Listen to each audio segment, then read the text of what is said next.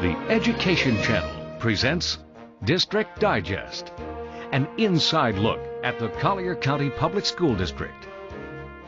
First, the latest news. Thanks for joining us. Here's what's happening. So the 2014-2015 school year is officially underway. The district's nearly 45,000 students are back with us following summer vacation. Our 3,200 teachers welcome back students to the classrooms of our 50 schools. And close to 21,000 students are making their way to and from school on our 334 buses, traveling along 253 bus routes with more than 9,200 bus stops. Maribel, we're on location at East Naples Middle School, where everyone is looking forward to the new school year, but this time as an A school. We are really excited about all of the accomplishments of our students and teachers last year. We had a great year last year, and we're looking to build on that momentum this year. A lot of the things we were able to get started last year, we're looking to improve and refine for this year. We have a little bit larger student population this year, and we hope because a lot of people want to move into our zone and be part of our special school. And here at Immokalee Middle School, everyone is celebrating the first day of school by welcoming back sixth graders to the campus. It's a lot better than what we expected with with over 1,400 students come in today and limited parking. But it's been fantastic. As you can see behind me, we have all our kids in classes, sixth graders here. And guys, has it been a great day today? Yes. Smooth start? Yes. Yeah, we're excited. We're excited to have them back. All in all, the start of the new school year is really exciting for students, parents, teachers, and all staff. Lots of smiling faces all across the district on this first day.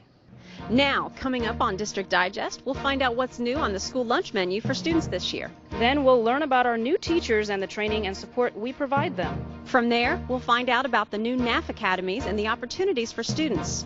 Finally, we'll get an update from Champions for Learning as they celebrate 25 years and look at what's on the horizon. That's all straight ahead on District Digest. Please stay with us here on the Education Channel, Comcast Cable 99, and online at collierschools.com, your window to education. And as we head back to the studio, we'll welcome our Director of Nutrition Services. But first, let's take a look at the first day.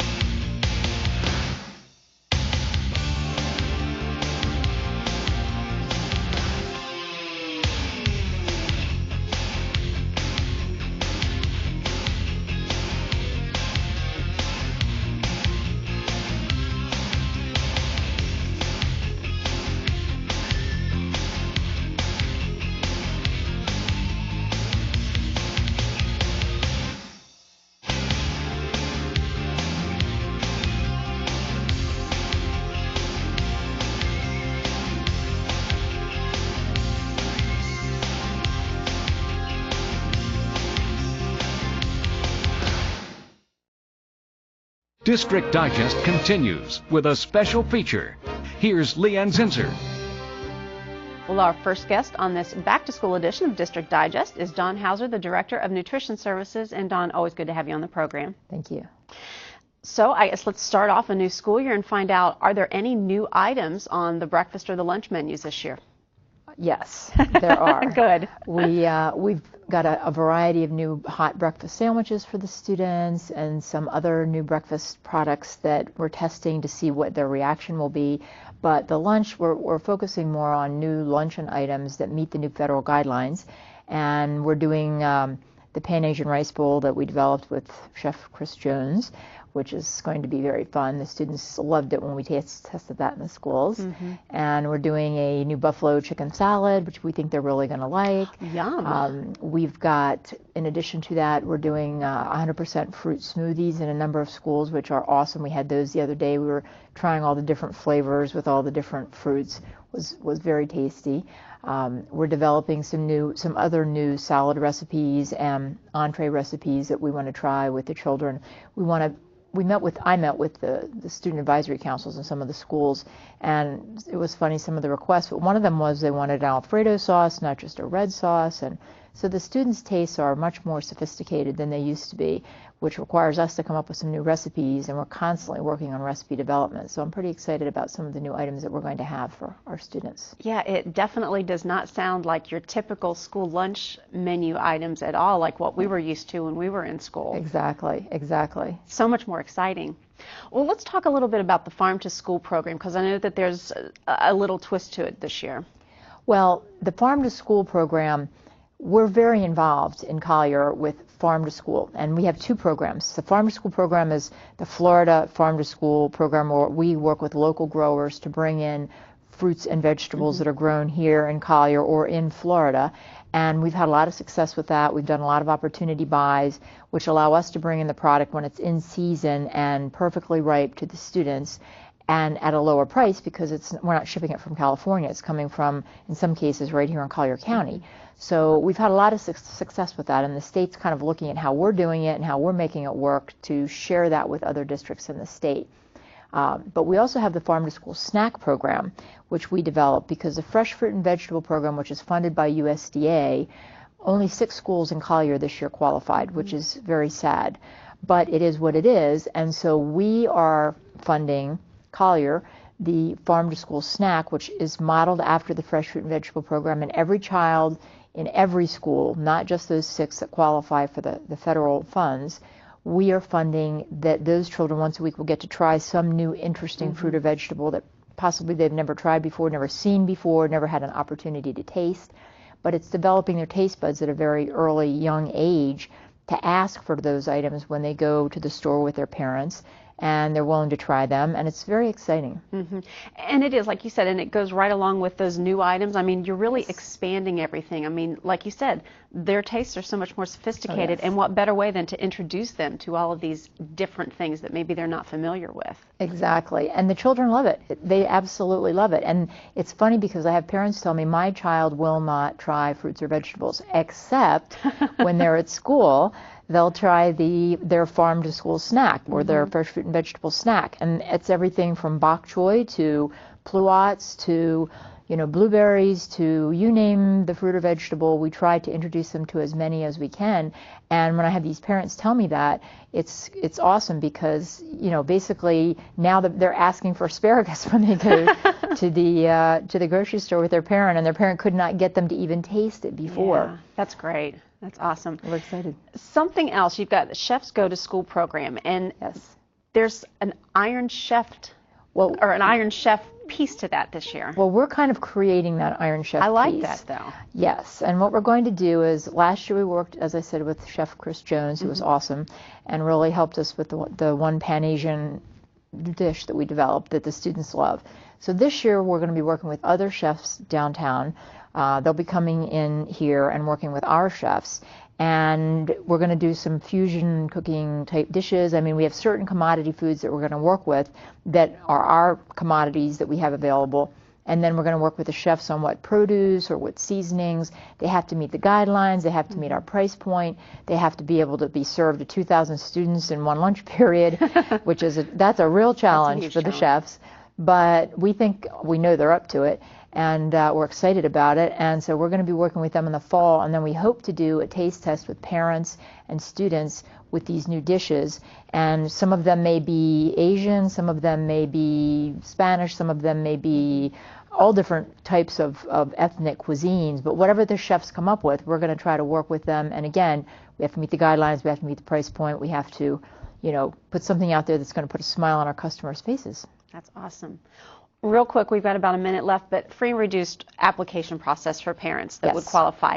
How can we help and make sure that we're getting that opportunity to the parents that need that? That is an excellent question. We want to make sure that all the parents that qualify or their children qualify for meal benefits get that. So if they can go to their school and ask for phone numbers, our phone numbers.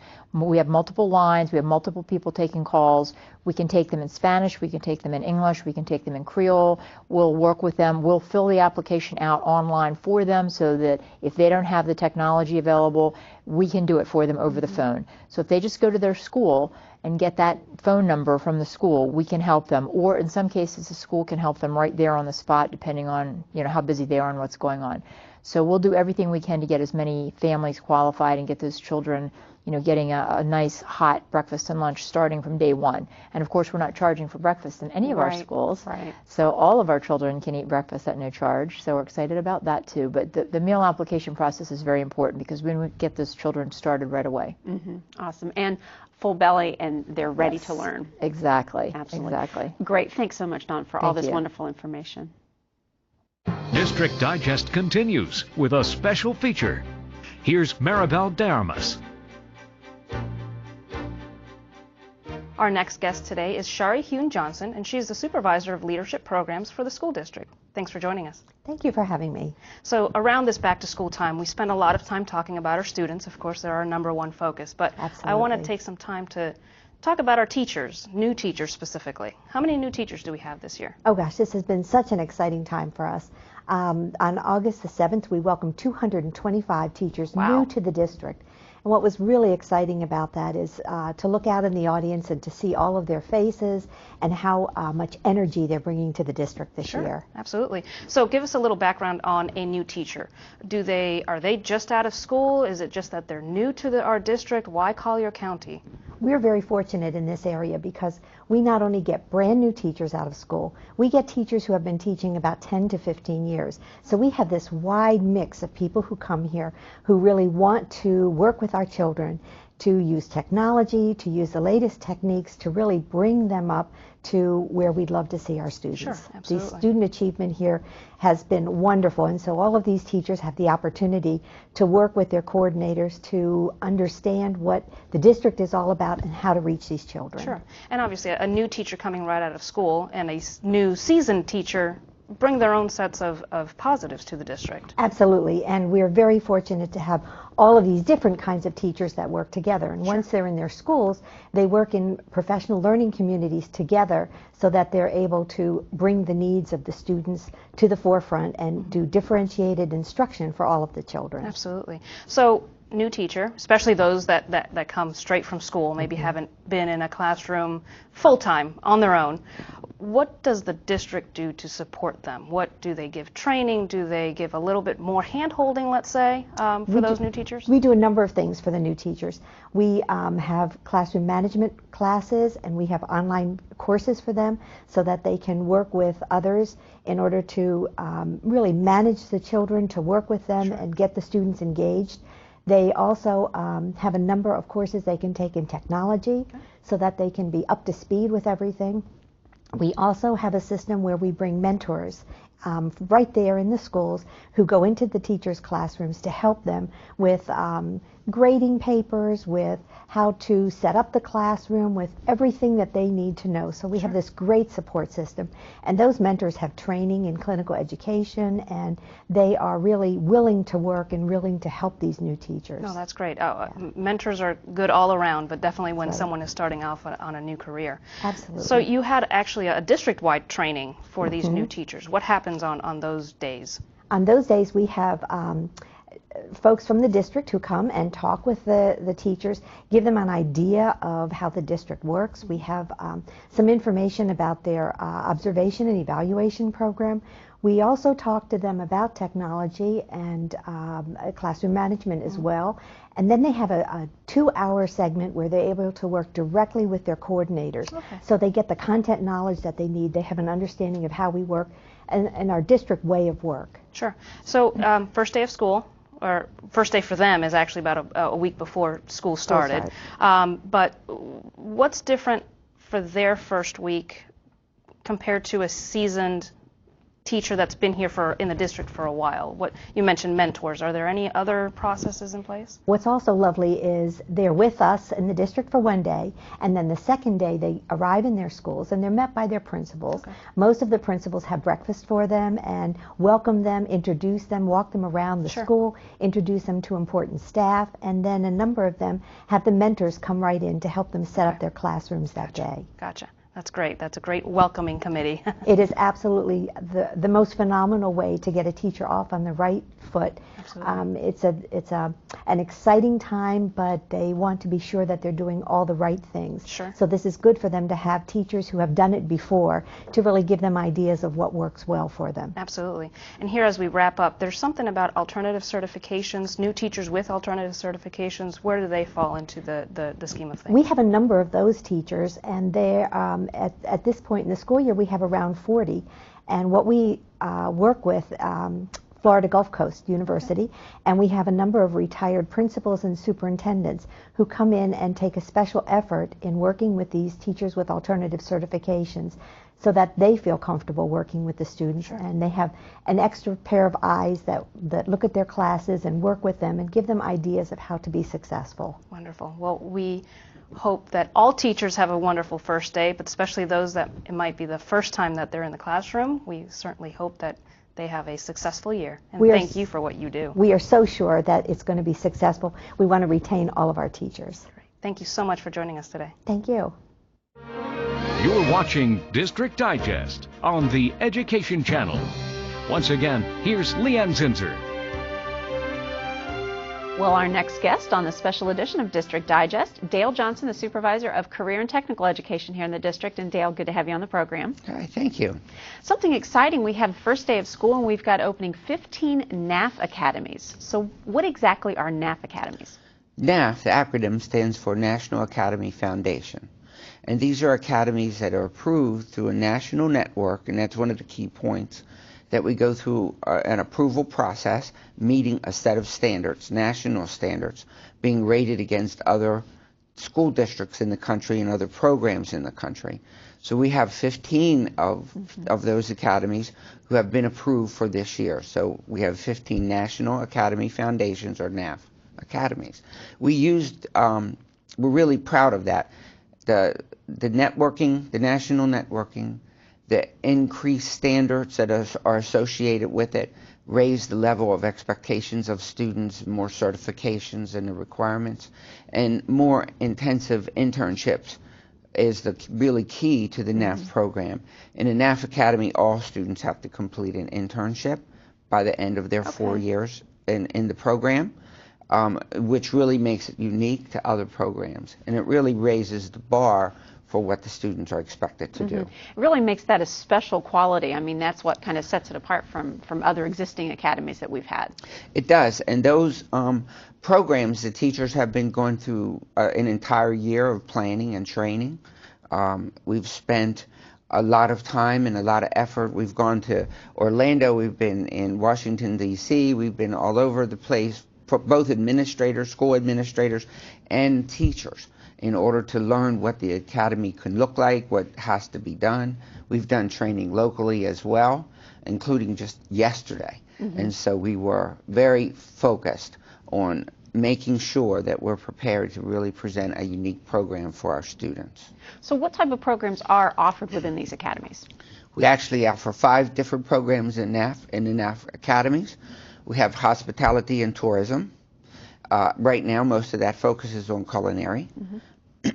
We have, I'm going to talk about engineering. We have 7 new engineering academies, which are really an amazing program. Engineering is new to 6 of those 7 schools, and that really makes it very special. So it has both the engineering component and the NAF component. We also have health science, and we have information technology programs within the NAF group. Now, what about, like I said, the existing academies that we've had in the past? Are those going away, or are these just in addition to that? No, a few of them are just converting from their current program into a NAF, and then some, like the engineering, are completely new. And then we have our other academies that don't fit the NAF requirements. And when I say don't fit the NAF requirements, it's not because they don't meet the same standards, but they have different academic themes. So our programs like construction and construction primarily, and a few others in the district, criminal justice, that don't match the themes within the NAF program. But we still expect those programs and have the same standards within those programs, but they're not part of the national network, which makes it so special, and the NAF notation. Okay. And Dale, what about looking to the future? Any plans for expansion? Yes, we're planning on adding additional academies in most of our high schools this year. The additional programs are going through a year of planning. The additional programs will be for finance, primarily. We have our entrepreneurship program in all of our schools, and we're looking to possibly convert some of the entrepreneurship programs into finance academies for the NAF. Okay. Let's go back a little bit, and I want you to expand a little bit on the engineering academy, since we did have that at one school. Yes, we've had Project Lead the Way engineering at Naples High School since 1999, and it's an amazingly successful program with lots of students doing all kinds of things. Well, that the fact that it was doing so well made us think that we really should have an opportunity to offer other students and extend that related to the STEM programs across the district. So Project Lead the Way is another national program that we use to support our instructional program within engineering. And it's a very unique structure and certainly one of the leading engineering programs in the country. Definitely something to keep our eye on. That's wonderful news, and thank you so much for these wonderful opportunities that are going to be offered to our students. Glad to be here. District Digest presents a community update. Here's Maribel de Armas. Our last guest on today's show is Susan McManus, and she's president of the Education Foundation Champions for Learning. Thanks for joining us. Thank you. Well, we hear about Champions for Learning, obviously formerly more known as the Education Foundation. You guys do a lot in the community, and you all are celebrating something kind of special this year, 25 years. What do you have on tap for that? Well, we're really excited. We're going to weave that theme into everything we do. Sure. And I think celebrate 25 champion stories over the course of the year. Okay. Of course, 5 will be our Golden Apple teachers that we always celebrate in spring. And 20 others will be community champions that not only look back at what we've accomplished together as a community, but really might be that face and look of the next 25 years, which, the theme is really connecting students to their futures, and we're excited. It's been a great experience just aligning all of our work with that theme. Absolutely. And you have 2 signature events. We always have the signature Golden Apple event, but that one's growing a little bit in the sense of 25 years, but you have something else on the schedule as well. Yes. Golden Apple does such a wonderful job of really focusing on the work we do with our educators. And this year we're going to highlight, we're having a Night of Champions that will have more of that focus on our student work. Okay. The programs like Take Stock and our Golden Gate model and the scholarships that we provide. But that will be that in-season celebration of 25 years. Absolutely. So as the year progresses, you guys are busy all year long. What are some highlights that we can look forward to for the year? Well, I think we'll continue to do a lot of the same things. We'll be inducting 52 more students into our Take Stock program. A little more focus on our middle school transition.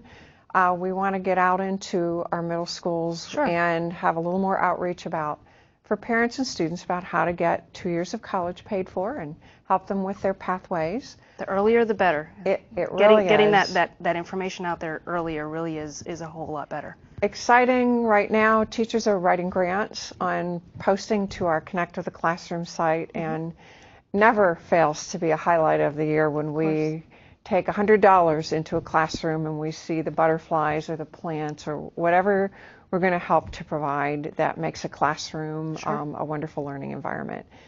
We are looking forward again to really expanding our Golden Gate model around college and career. We just got a grant to put a few laptop computers and make a small lab within our building to help students out of school time with their college and career ACT prep. So lots happening in that area that we're excited about. Absolutely. You've mentioned the Golden Gate project a couple of times. Can you explain a little bit of where that came from and maybe what the next steps are of expanding that model? We started looking at FAFSA completion, the financial aid forms, when at a point in time when it was important for students to have it completed correctly. Sure. In order to even earn Bright Futures. And so we realized that not enough students were getting it finished. In the state of Florida, there's over $100 million in Pell Grants left on the table. Right. So for those needs-based scholarships and opportunities, that was a great way for our community to learn.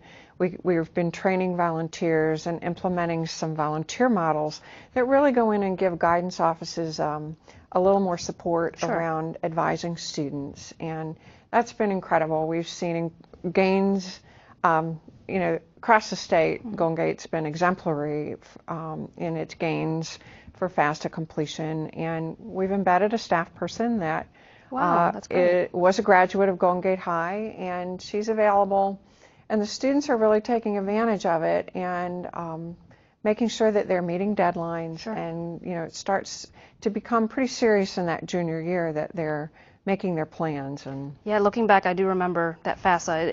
It's a complex application, and if you don't have a little bit of guidance and some time, it really can be a little overwhelming. So that's certainly important for our kids. it is, and we also, we're looking forward to a Golden Apple process kicking off. We hope that all year long, students and families and colleagues tell us about wonderful teachers and what they're doing. Sure.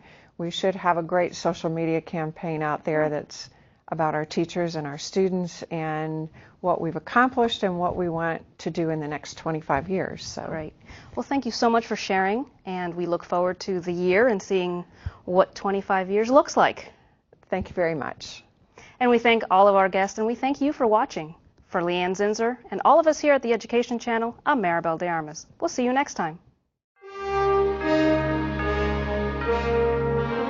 Join us again for District Digest, your inside look at the Collier County Public School District.